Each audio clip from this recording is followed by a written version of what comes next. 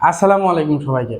আজকের ক্লাসে আমরা একটি স্ট্রাকচার শিখব, যে স্ট্রাকচার দিয়ে আমরা অনেক অনেক ধরনের বাক্য ইজিলি তৈরি করে ফেলতে পারবো। কি ধরনের বাক্য আমরা একটু এক্সাম্পলের মাধ্যমে দেখে নিই। যেমন দেখুন, তোমাকে ক্লান্ত মনে হচ্ছে, বা তাকে ব্যস্ত মনে হচ্ছে, আকাশ মেঘলা মনে হচ্ছে।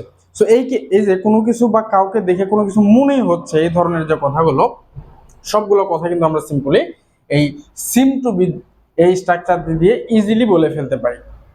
তাহলে এই স্ট্রাকচারটি দিয়ে দেখুন, কাউকে দেখতে কিছু মনে হয় এরূপ বোঝালে, কাউকে বা কোনো কিছুকে দেখতে কিছু মনে হচ্ছে এরূপ বোঝালে আমরা এই স্ট্রাকচারটি জাস্ট ব্যবহার করব। সো আমরা একটু এক্সাম্পল গুলোর মাধ্যমে দেখে নেই যে আসলে কিভাবে এই স্ট্রাকচার দিয়ে আমরা এই বাক্যগুলো তৈরি করে ফেলতে পারি। যেমন দেখুন, তোমাকে ক্লান্ত মনে হচ্ছে। সো এই কথাটাই আমরা কিভাবে বলবো, এখানে সাবজেক্ট, তারপর সিম টু বি, তারপর নাউন বা অ্যাডজেক্টিভ বসিয়ে দিতে হবে। সো আমরা এখানে এই বাক্যের সাবজেক্টকে একটু প্রথমে দেখে নেব, তোমাকে। হ্যাঁ, তোমাকে ক্লান্ত মনে হচ্ছে, তাহলে তোমাকের জন্য আমরা প্রথমে ইউ বসিয়ে নিলাম। তারপর সবগুলো বাক্যের জন্য আমরা সিম টু বি বসিয়ে দেব সাবজেক্টের পর। সো সিম টু বি এখানে বসিয়ে আগে থেকে দিয়ে রেখেছি, এজন্য সময় কম লাগে। তাহলে ইউ সিম টু বি এখানে কি মনে হচ্ছে, ক্লান্ত মনে হচ্ছে, তাহলে ক্লান্তর জন্য আমরা টায়ার্ড বসিয়ে দেব, টায়ার্ড। তাহলে you seem to be tired, তোমাকে ক্লান্ত মনে হচ্ছে, অর্থাৎ তোমাকে দেখে ক্লান্ত মনে হচ্ছে। আবার যদি আমরা বলতে চাই যে তাকে ব্যস্ত মনে হচ্ছে, কেউ হয়তো অনেক ব্যস্ত আছে, তাকে দেখে ব্যস্ত মনে হচ্ছে, সো আমরা বলতে চাচ্ছি যে তাকে ব্যস্ত মনে হচ্ছে। এই কথাটি আমরা কিভাবে বলবো? সো এই বাক্যের সাবজেক্ট কি, তাকে। তাকের জন্য আমরা প্রথমে হি বা সি বসিয়ে নেব, আমরা এখানে হি বসিয়ে নিলাম। তারপর সিমস টু বি, এখানে অনেকে প্রশ্ন করতে পারে, ভাই এখানে সিমের সাথে ইএস কেন যুক্ত হলো? কারণ এখানে সাবজেক্ট হচ্ছে থার্ড পারসন সিঙ্গুলার নাম্বার, যার জন্য এখানে সিম থেকে সিমস হয়েছে। তাহলে হি সিমস টু বি কেমন হচ্ছে, ব্যস্ত। ব্যস্তর জন্য আমরা বিজি বসিয়ে দেব। তাহলে দেখুন, he seems to B busy, তাকে ব্যস্ত মনে হচ্ছে। সো আমরা এই যে কোনো কিছু মনে হচ্ছে, এই কথাগুলো কিন্তু সিমস টু বি ব্যবহার করে ইজিলি বলে ফেলতে পারছি। তারপর দেখুন থার্ড এক্সাম্পলটি, আকাশ মেঘলা মনে হচ্ছে। আকাশ হয়তো অনেক মেঘ করে আছে, কেউ বলতে চাচ্ছে যে আকাশ মেঘলা মনে হচ্ছে। সো সেই ক্ষেত্রে আমরা বলতে পারি দ্য স্কাই, এখানে সাবজেক্ট আমরা বসিয়ে নেব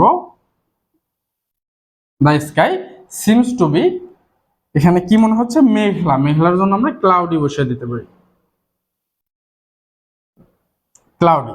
তাহলে the sky seems to be cloudy, আকাশ মেঘলা মনে হচ্ছে। আমরা পরের উদাহরণটা একটু দেখে নিই, লোকটিকে মিথ্যাবাদী বলে মনে হলো। দেখুন এই বাক্যগুলোতে মনে হচ্ছে, হ্যাঁ বর্তমানের কথা আমরা বলছি, বাট এটি হলো মনে হলো, একটু অতীতের কথা বলতে চাচ্ছি। সো এই কথাগুলোর এই অতীতের কথার জন্য আমরা সিমের সাথে কিন্তু ইডি যুক্ত করে দিয়ে অতীতের কথা বলতে পারি।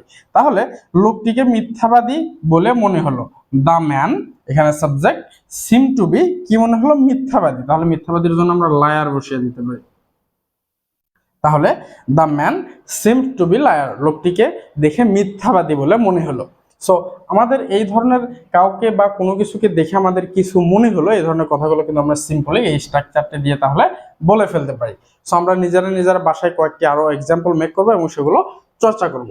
এই একই কথা কিন্তু আমরা আরো একভাবে বলতে পারি, সেটি হচ্ছে আমরা এই সিম টু বি জায়গায় অ্যাপিয়ার টু বি বসিয়ে দিয়েও বলতে পারি, অ্যাপিয়ার টু বি, অর্থ একই রকম থাকবে। এই সিম টু বি টায়ার্ড, তোমাকে দেখে ক্লান্ত মনে হচ্ছে, আমরা এই সিম টু বির জায়গায় জাস্ট অ্যাপিয়ার টু বি ব্যবহার করেও বলে ফেলতে পারি কিন্তু। সো আমাদের কাছে যার কাছে যেটি সোজা মনে হবে আমরা সেটি ব্যবহার করে এই ধরনের কথাগুলো বলে ফেলবো। তারপর আমরা ধরুন কাউকে দেখে মনে হচ্ছে যে ছেলেটি ইংরেজিতে অনেক দক্ষ। হ্যাঁ, এই কথাটি আমরা বলতে যাচ্ছি যে তাকে ইংরেজিতে অনেক দক্ষ মনে হচ্ছে। তাহলে আমরা কিভাবে বলতে পারি, he seems to be good at English, তাকে ইংরেজিতে অনেক দক্ষ বলে মনে হচ্ছে। সো আমরা কিন্তু এই ধরনের কাউকে মনে হচ্ছে এই কথাগুলো তাহলে এই স্ট্রাকচারটাতে ইজিলি এভাবে বলে ফেলতে পারি। সো আজকের এই ছোট্ট ক্লাসটি কেমন লাগলো আপনাদের মতামত জানাবেন। আজকের মতো এখানে শেষ করছি, দেখা হবে পরবর্তী কোনো ভিডিওতে। ততক্ষণ ভালো থাকবেন, সুস্থ থাকবেন, আল্লাহ হাফেজ।